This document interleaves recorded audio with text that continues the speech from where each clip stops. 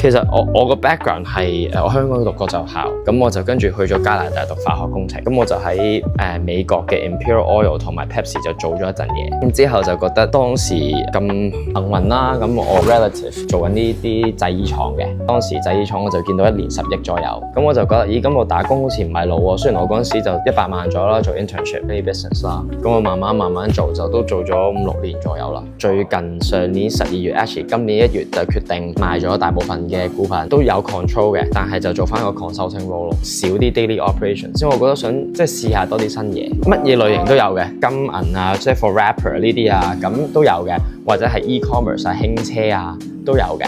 即係 online 你見到嗰啲都有嘅，咁我就發現開始想做下其他新嘢啦，因為我覺得即係我係算係幸運可以做到帶貨啦，係啊，呢個第一啦。第二就係我自己都幾信風水嘅，咁所以我覺得嚟緊嘅9運都好重要啦。而家啲機會越嚟越唔同啊，我唔再踩落 AI， 唔通我自己學咩？咁啊，所以我覺得我一定要開始係投資一啲 crypto 或者關於 AI 或者虛中實嘅嘢。尤其是嚟緊呢10年又好，呢20年又好，越嚟越虛啊！即係你做燈你知啦，做廠越難做，做貿易越難做。你突然之間美國交個關稅，咁你最好就貿易啲你掂唔到、睇唔到、tax 唔到嘅嘢，係而家講緊嘢。咁所以我就覺得點樣可以投多啲呢啲嘢咧？點樣可以參與呢啲活動咧？好啦，咁今日就一日完咗啦。朝頭早好早起身，去咗珠寶展，識咗幾個朋友，攞咗啲廠 contact。咁翻去咧，我就搞多啲 marketing 嘅嘢啦。咁啊，傾咗幾個 deal 翻嚟啦，嚟緊會有多啲 entertainment 嘅嘢啦。